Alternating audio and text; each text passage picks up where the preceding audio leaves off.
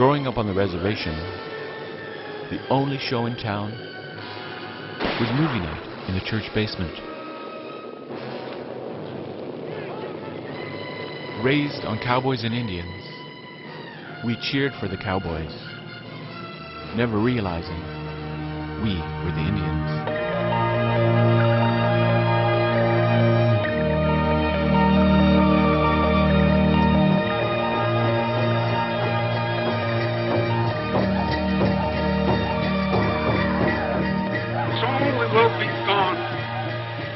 Your civilization will destroy us.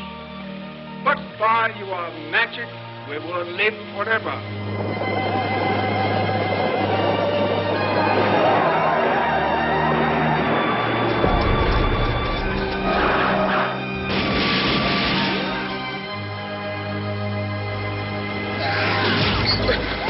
You got to cut your throat to get it through your head. I'm a white man. You fooled him, Chief. You fooled him. You fooled them all.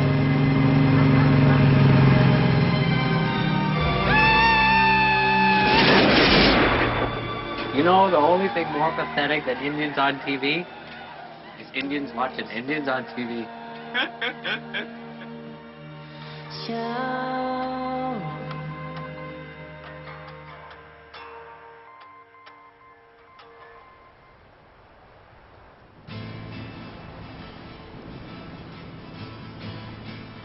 I'm an Injun, a Cree who grew up in one of the most isolated native communities on Earth, close to the Arctic Circle. Up here, we don't wear feathers or ride horses. But because of the movies, a lot of the world still thinks we do.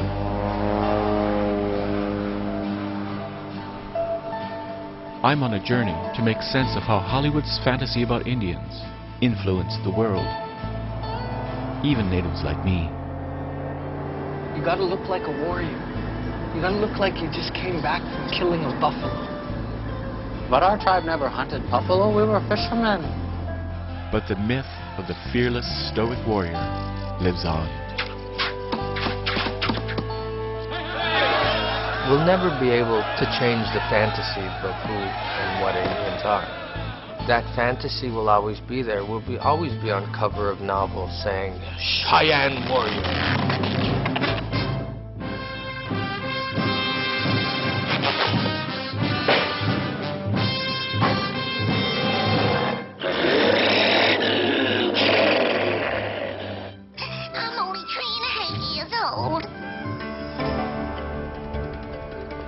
I'm off to Hollywood, 4,000 miles through the American West, in the reservation Indians' vehicle of choice, the res car.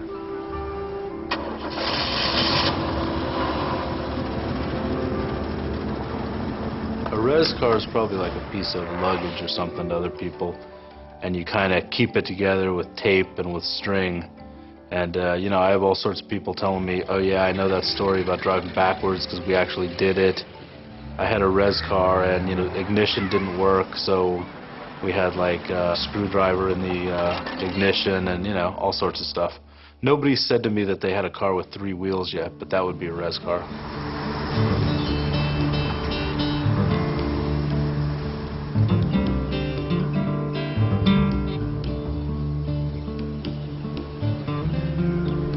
These are the American Great Plains, the setting for most of Hollywood's Indian stories.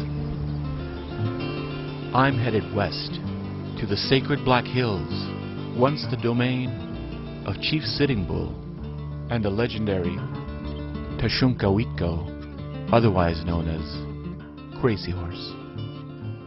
Tashunkawitko, which does not mean crazy horse. Tashunkawitko means his horses are spirited. He was a great horse trainer. And all his horses had spirit.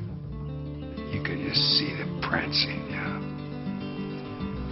I've always wanted to ride a horse on the open plains. I finally feel like a real Indian. This is where Crazy Horse outmaneuvered Custer at the Battle of the Little Bighorn.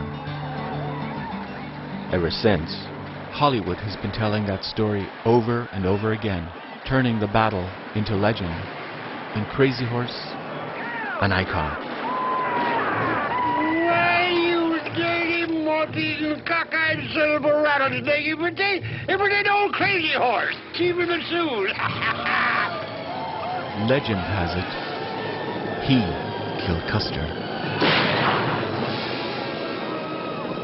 There's a romanticism and the glory to Little Bighorn. We defeated Custer and all this and that, all at that emotional level. But you know, within 15 years, our leader, Crazy Horse, was dead, Sitting Bull was dead, you know, and we were herded up.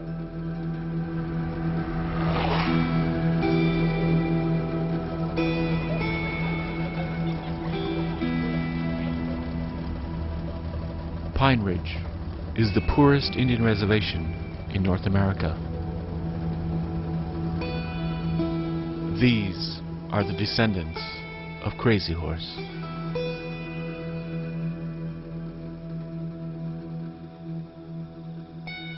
Their Lakota chief is a direct descendant of Chief Red Cloud, who fought alongside Crazy Horse.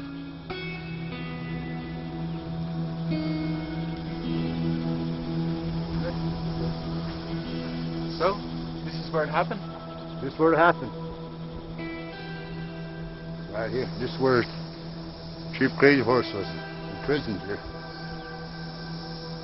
After surrendering here to troops, Crazy Horse was stabbed in the back. So I always think this is sacred ground to me,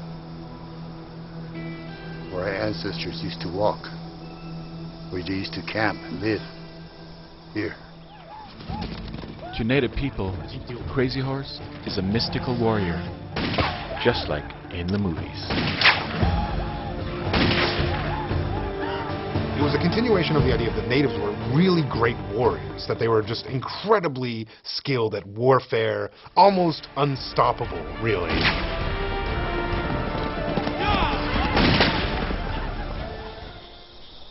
That's it, Neil. You know, I'm really glad that you're doing this. For once, somebody's taken the time to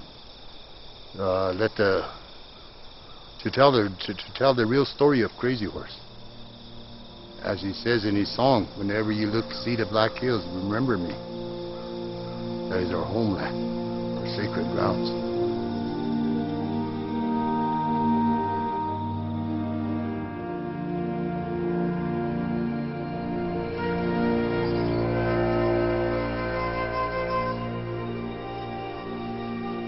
Carved out of the sacred Black Hills is Crazy Horse Memorial. When complete, it will be the largest statue to a human anywhere. There will be a 44-foot stone feather on the back of his head. It will be carved from 11 pieces of stone.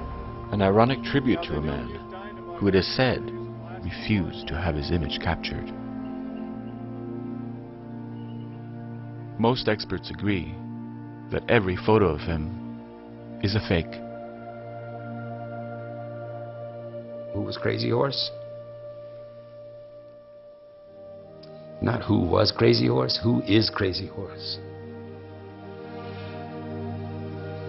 Who he is he's an idea. He's an embodiment of the human spirit. He's an embodiment of what can be done when you're centered and balanced within yourself as a human being.